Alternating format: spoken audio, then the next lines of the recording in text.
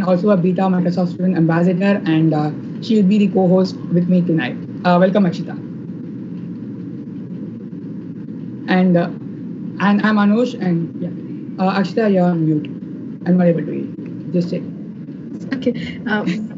Thank you so much for being here, ma'am, and thank you, Anush, for wonderful introduction. Awesome. Thanks, Akshita. And I'm Anush. I'm your lead organizer, and I'll be your host tonight. So thank you for joining us. So shall we start into the questions? Let's do it. Akshita, please ask away. You're on mute.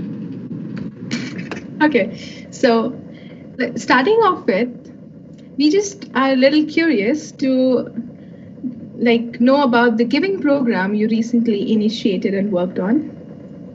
Yeah, definitely. So in my previous role at a company, it's about 200 or so employees in the Seattle area. There's a section within the corporate world called CSR, or corporate social responsibility, and it's a growing field. Many companies are focused on. Just take the slogan for the Microsoft Learn Student Ambassadors: "Be a force for good." So there's obviously a really big movement and push for especially the younger generation to have a feel-good aspect to the work that they're doing. They want to know that these corporations are taking into consideration sustainability and giving back to the community.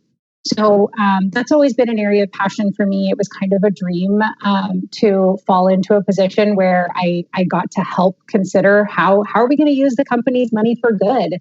And at the time, the giving program was really small when I joined. It was primarily just local efforts where the employees could be involved in donation drives for foster children in the Seattle area, or cleaning up the neighborhood on a weekend, or fundraising for breast cancer research. There was a whole gamut of different things that we were involved with. But my job was to interact with and learn from the employees what were they passionate about, and then figure out what organizations in the area had the capacity for us to partner with, and then bridge that gap and put together events and come up with ways for employees to be engaged, but while also being mindful that they had full-time jobs and kind of balancing that. So, and then on a larger scale, we actually worked with a company or a nonprofit globally that was going into particularly internationally areas of need with reconstructive surgery. The company that I worked for was focused on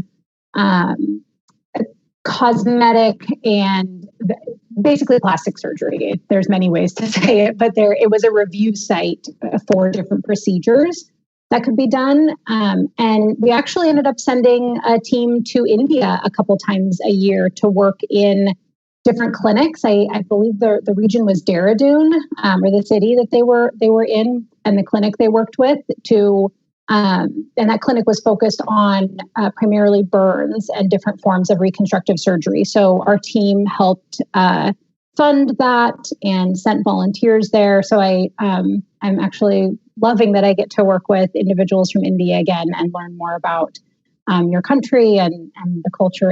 I just love it. So that's the giving program. We grew it and got people involved on many scales. The company took a little bit of a turn. The pandemic was not great, just because that world is more of an in-person interactions with the doctors. So and my role took a turn, and I just was not as happy with the direction that it went in. So that's how I ended up with this lovely program and the job that I have now.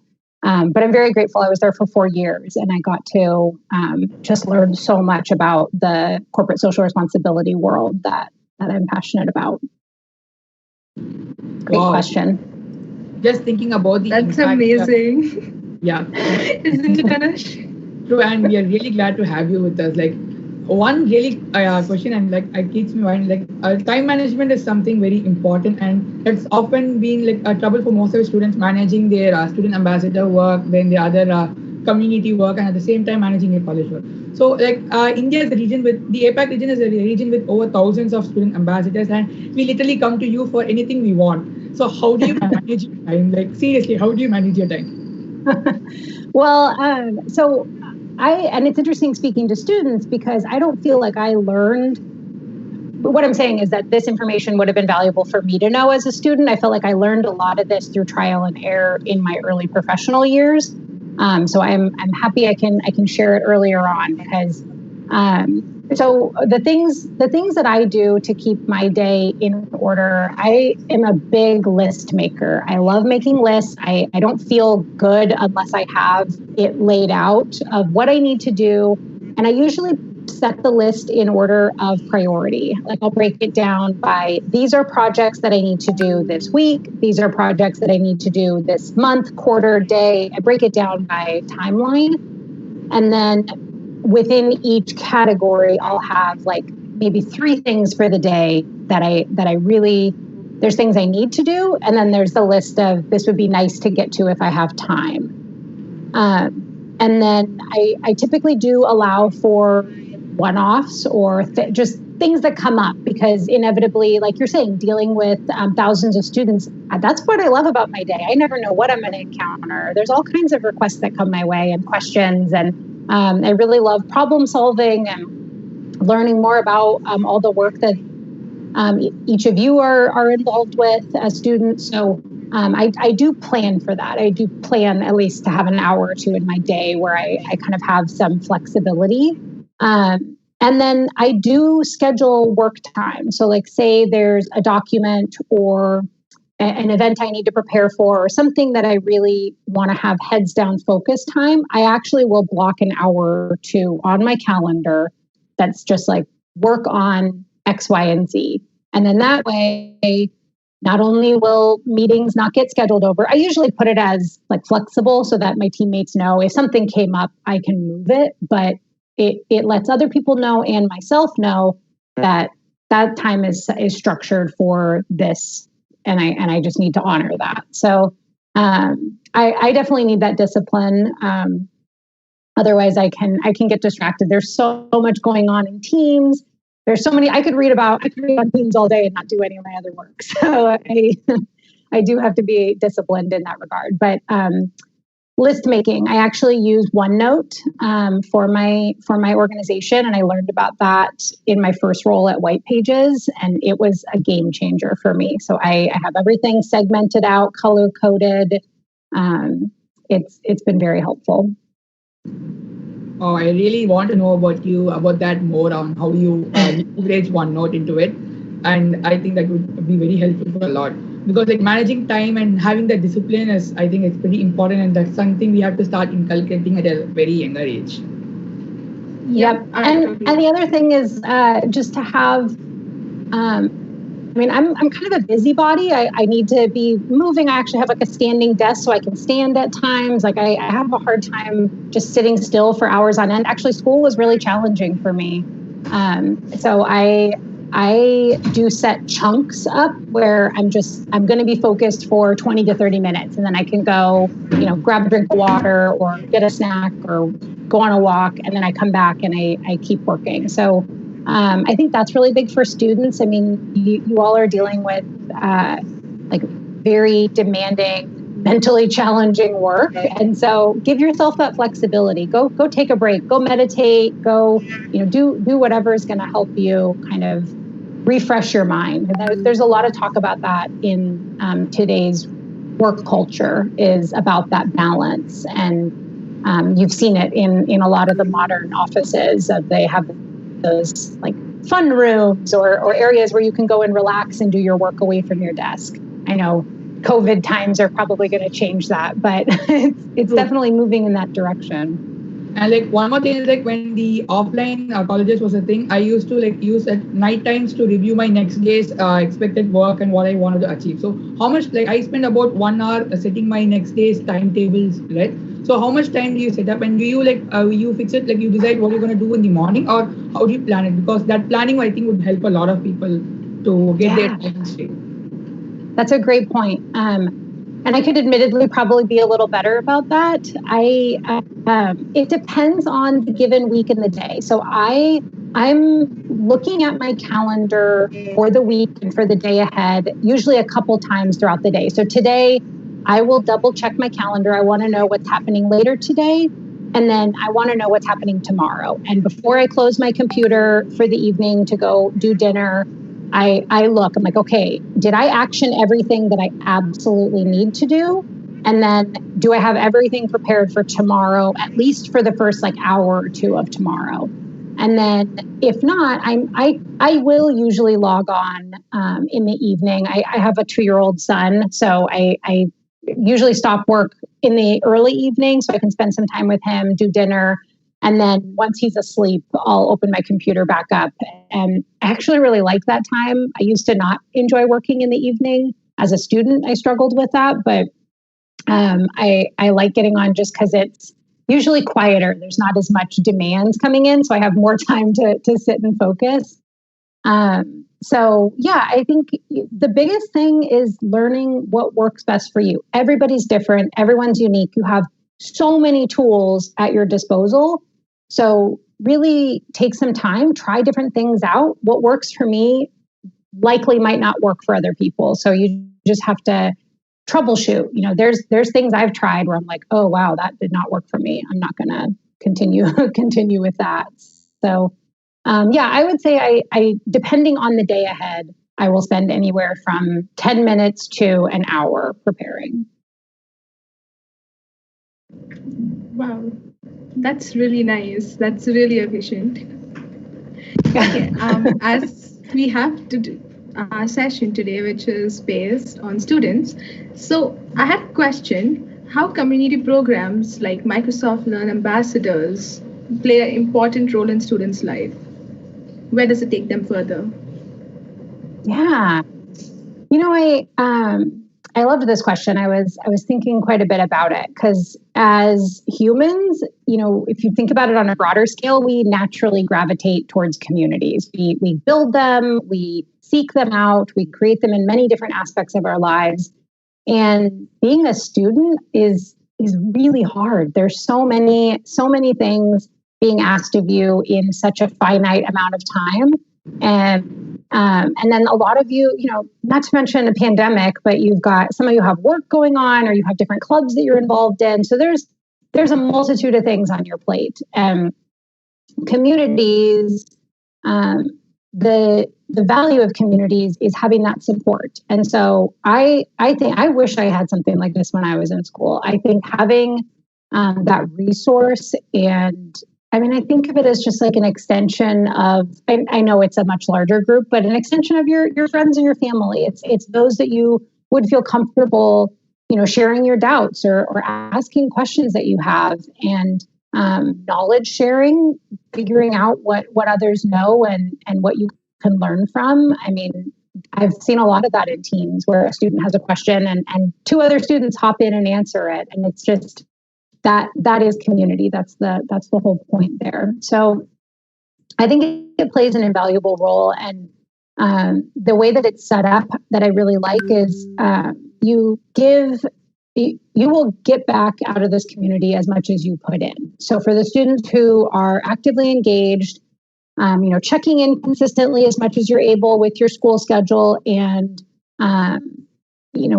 contributing in the ways you can and learning along the way, that you're going to get so much more out of the program than if you were to just check in monthly and see what's going on. So I just, I think there's so many benefits to this, not to mention the incredible benefits of being tied to Microsoft, having that front row seat into the Microsoft culture, interacting with the various employees and professionals that work with the Student Ambassadors program. So there's a multitude of benefits at your disposal. And like I said, I so wish I had something like this when I was in school. So true. I changed my stream from commerce to computer science. So when I first entered into computer science, this community, a lot of ambassadors from here helped me a lot to get started into the technology, starting from how to figure out what I'm going to do next to how do I start with stuff. And I met Akshita Vedant, with whom I went on to build hackathons and win them, and this entire organizing this hackathon. So I think this community offers a platform to students to improve themselves. So the more you use the platform and leverage it to build yourself, the better it gets for you. And Exactly. one thing about it, so what do you look in at an MLSA applicant? So if a person wants to apply, so what does he should aspire to, or how can he improve himself so that he could? Yeah, on the application itself. Is that what you're asking? How can they improve on the application? Yes. Yeah. So when we're looking, I know it's no secret. This is a pretty competitive program. A lot of ambassador programs like this with major companies are incredibly competitive, and so we do have a system and a way for looking and not looking so much, looking more at the quality of work and how you present yourself online versus the individual themselves. We try to keep it as anonymous and not pit all the applicants against each other. So we do try to keep it as unbiased as possible. But some of the things that really stand out for me and when I'm looking at them is in addition to all of the baseline things, I'm looking for how does this individual currently engage with their community, whether it's their school community or an external extracurricular thing that they're involved in, particularly in the tech space. How are they taking their time and sharing their knowledge or skilling up other people?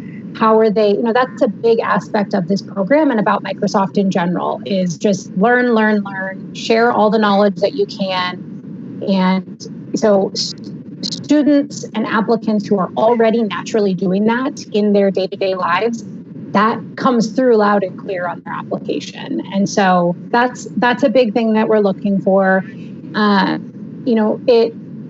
I say this and it's hard because I know it's the same set of questions that everybody's answering. So it's hard to have unique answers, but just be honest and be as truthful as you can with your responses, because it is very clear to us when it is not your own thoughts and when it's either a copied response or it is something that you are just regurgitating that you've heard from somebody else.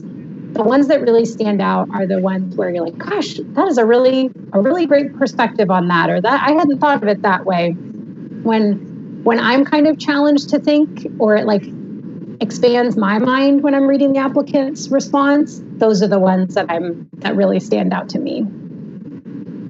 So the one with more personal experiences into the way they rate. So they not just giving us a cryptic answer of like a type one, just give a more personalized way of how they involve skilling up other people and impacting people's lives. So be unique.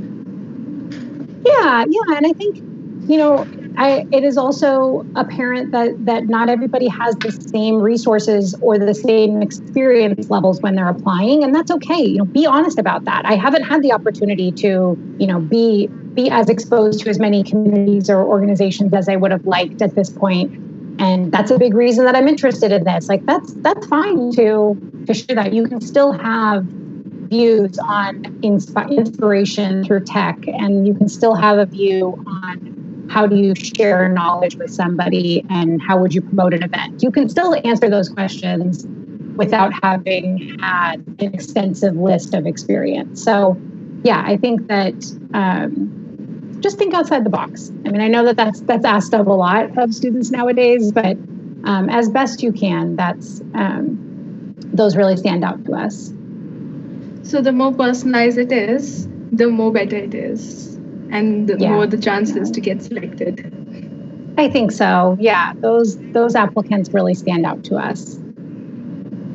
Okay, so being ambassadors, how do we leverage this opportunity, amazing opportunity given to us by Microsoft, to get a job at Microsoft intern in the future? And are there any ambassadors who went to intern at Microsoft through this program? Like, we do know a lot of examples, but we just want to know the procedure. So most of us are curious because we are like, okay, Microsoft being the dream company for a lot of students, we're like, okay, how do we get into it now?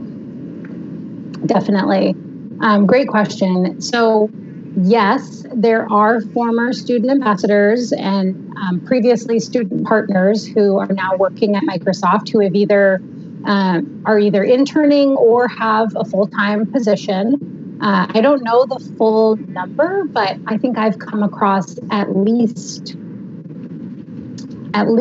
4 or 5 in the time that I've been with the program now for 6 or 7 months. And so those are the ones that I've learned about. So I'm sure there's more that I am unaware of, but those are the ones that I've heard about. So yes, it's definitely in the realm of possibilities. Some of the things that you have to your advantage being in this program is you have a front seat view and a window into the true culture of Microsoft and the style of work. So how do people communicate, and what's the cadence? How do Microsoft employees respond to things? How do they present themselves and show up to different meetings and events? Those are all things. I know that companies are looking for diversity in hiring, and that can mean diversity of thought, diversity of background. But there is also some continuity in what they're looking for. They are looking for people who will fit in with the day-to-day flow, with the work style, with the culture, especially if you're looking, obviously we're talking about Microsoft, but that applies to a lot of companies, even small tech companies or other large tech companies. That's going to be pretty universal. So being sure to keep that in mind as you're thinking about an opportunity at Microsoft is just taking note of things you've learned about the culture. And then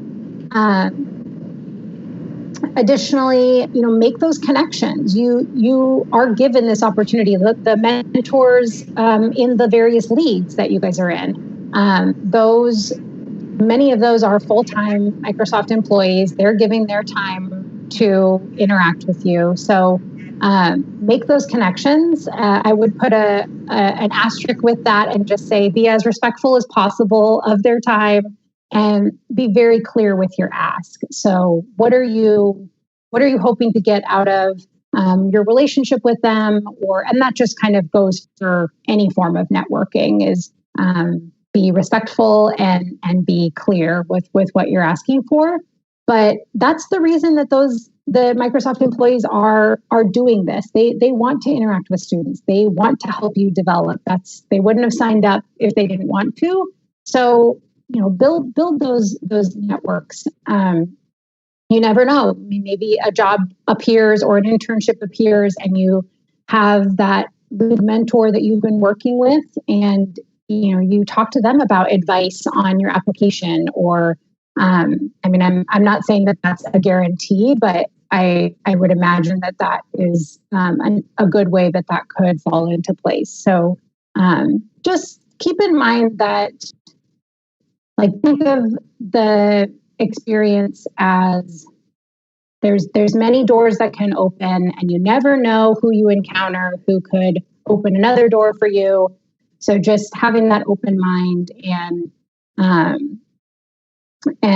the possibilities will just continue to unfold. So and then in addition to that, we are starting to build a more clear connection with the university recruiting teams throughout the different regions that we're positioned in. So I know in our last regional call for India, we had, or two, it was the one in November, we had the university recruiting team join us.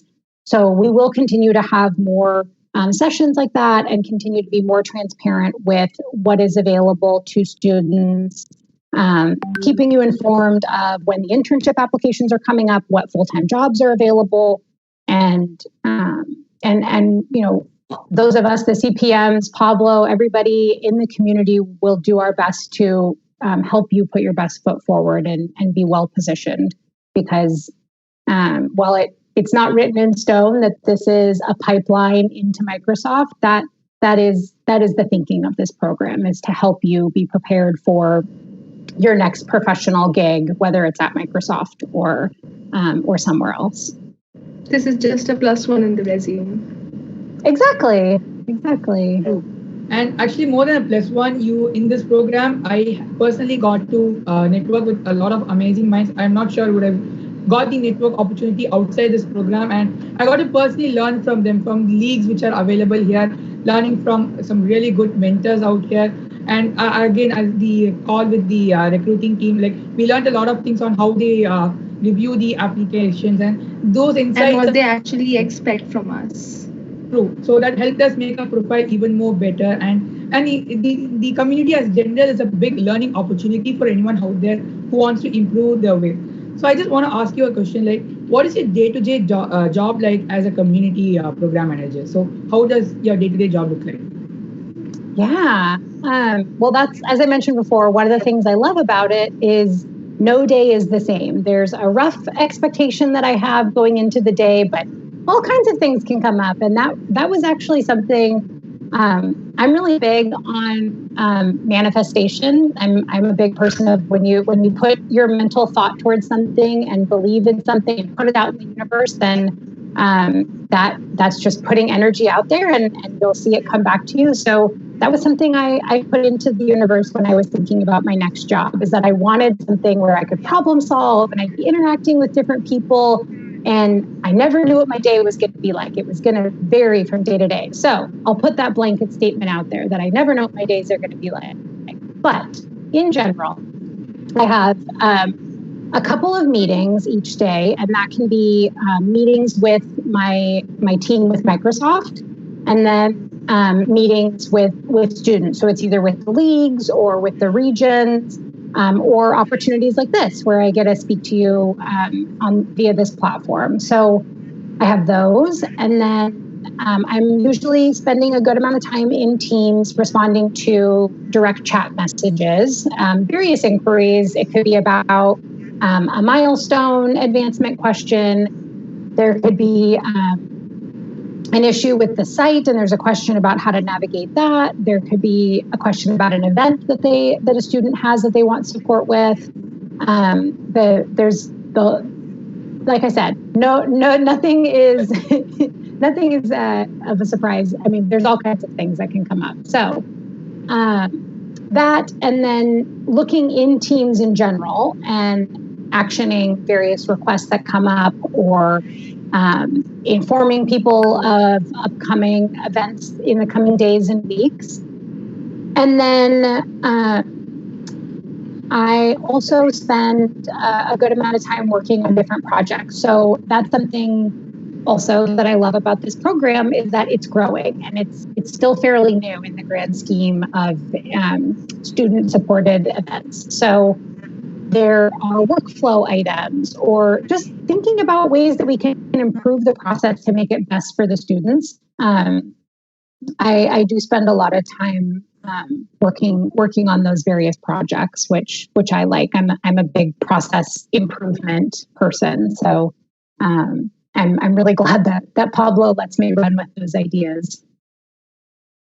Or like managing these many students at this scale is something amazing, because I don't know that viewers know it, but in the APAC region alone, we have, from the Indian region alone, we have over thousands of ambassadors, and getting bombarded with all those questions and everything. She's our go-to person, and that's amazing. Like whenever we need that, we almost get the reply almost instantly, that whenever we have a problem, we get the solution for it. So yeah, thank you for helping us with a lot of things. That's something I believe to be a plus point in our community.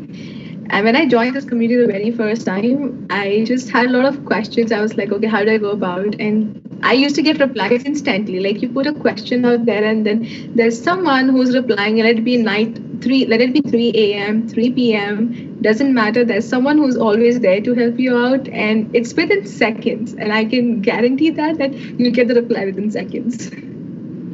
That's the value of community. True. Yes. True. And I have one last question for you. What do you expect from the student ambassadors? We recently had a new cohort join us. So what do you expect from the student ambassador community? And what do you think is the best part in being one? So how could we inspire the next cohort of ambassadors? So what do you think is our responsibility? Yeah. I would say what our expectations are as the operations team for the program would be kind of what we talked about earlier, consistent engagement. What you put in is what you're going to get out. So trying to be as engaged as possible, as your schedule allows, hopping on teams, especially attending the meetings that you should be attending. So the lead calls, the all hands calls, and the regional calls. Those are the big ones that really, if you are unable to attend live, there's always recording. So just trying to be as engaged as possible. Contributing on teams, like you said, Akshita, you're saying you get questions answered instantaneously.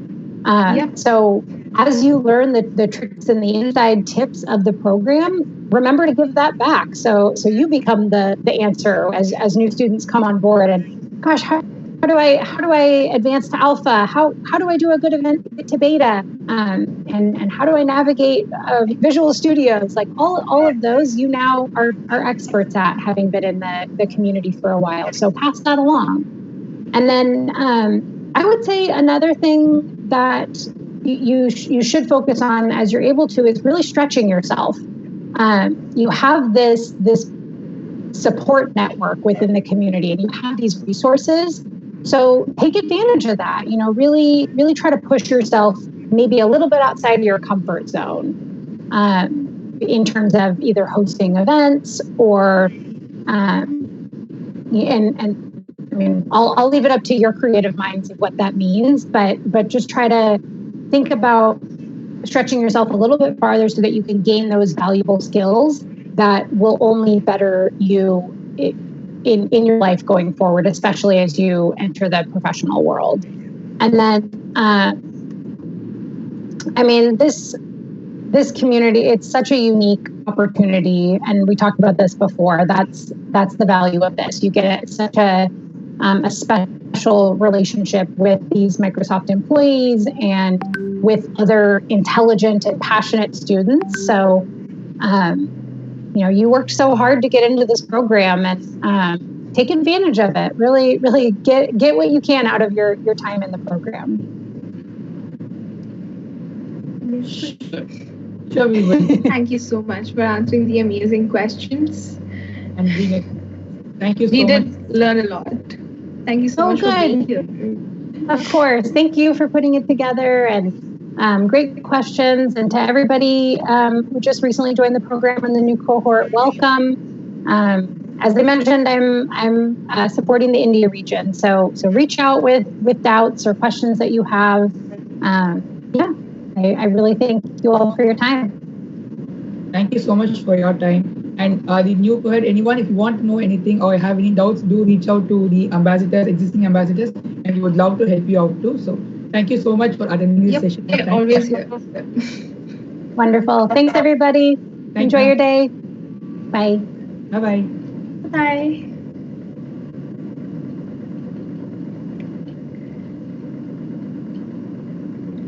Okay.